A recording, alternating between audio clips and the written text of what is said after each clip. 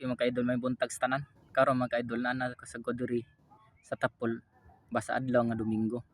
Pero nakasimba na ko ganina mga idol buntag sayo. Kuyog nga akong asawa ug akong anak.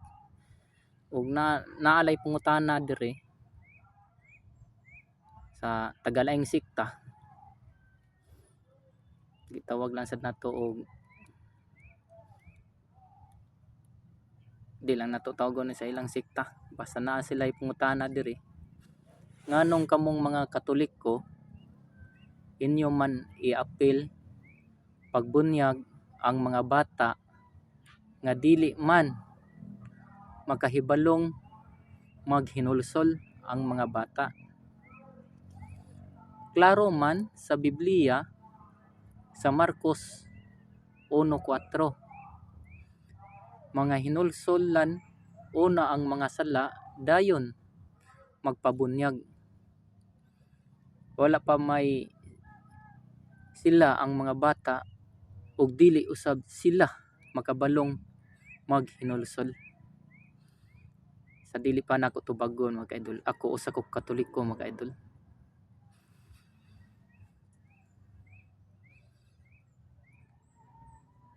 Pure gud Katoliko mga idol. Pahiyubsanong Katoliko ko ka idol. Nya ako tubagon iyang pangutana mga idol. Mao ni katong pangutana sa Tagayang Sikta. Ato nang tawagon og kuan born again. Ang akong tubag niya, ang bunyag nga nahisgutan sa Marcos 1:4 mao ang bunyag ni Juan nga alang lamang ni adtong naghinulsol. Sumala sa buhat 19:4 lahi ang bunyag ni Juan kay alang kini sa tanang tawo sa Israel.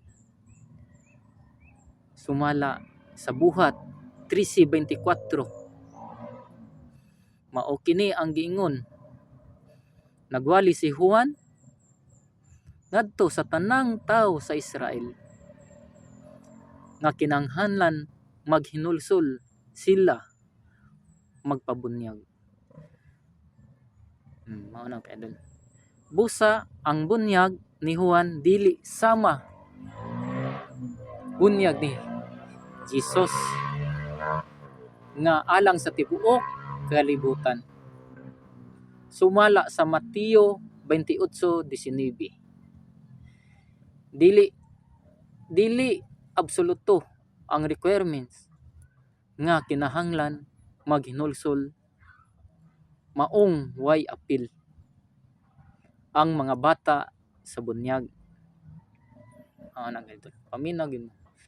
Kay kun mao kana nagpasabot kini nga mubuhat una og sala ang tawo kay unsa may hinulsolan kung wala kay nahimong sala nga aktual.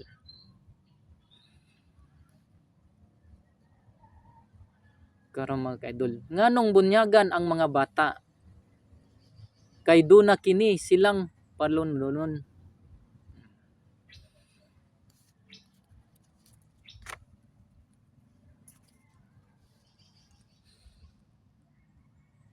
Sa to pa mga kaidol na kini mga bata na ay panlundunon. Sa tiyan pa lang sa atong inahan, aduna nakitay sala. Matod sa Salmo 51:5. Mao kini ang mabasa.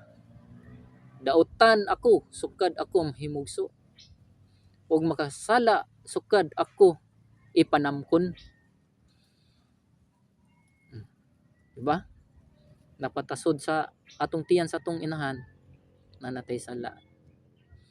Angay gayod ang mga bata bunyagan kay ang bunyag maoy paghugas sa sala.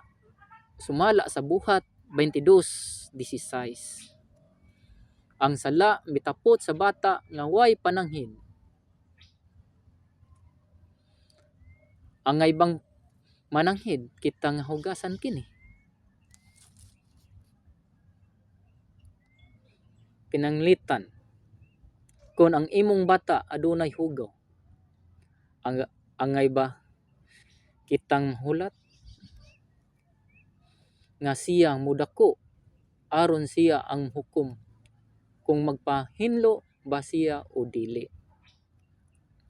Dili ba atong katungdanan isip gidikanan nga muhulat siya mudako aron siya mahukom kung magpahinlo ba siya o dili? Dili ba atong katungdanan isip gidikanan nga hugasan ang hugaw nga mipatapot sa atong mga bata? Mauusab ang salang padundunon. Mitapot sa bata sukad sa taguang angkon sa inahan. Imong ka. Dili ni hulaton pa ang bata mudako aron magpakasala og salang aktual aron dapiton ang maghinulsol og magpabunyag. Kinahanglan ang mga bata bunyagan aron sila maluwas. Kay matud ni Apostol Pedro, ang bunyag nagluwas kaninyo pinaagi sa pagbanhaw ni Hesukristo. Atong mabasa diri sa 1 Pedro 3:21. Kay kun dili sila mataw pag-usab sa tubig sa espiritu, dili sila makasulod sa gingharian sa Dios. Busa Juan 3:5, busa mapitsidog gayud ang mga bata sa born again churches sa ilang sayop nga pagtuo. Okay mga ka-idol, maura ta kong tubag, may buntag tanan. Dalaygo ng Diyos.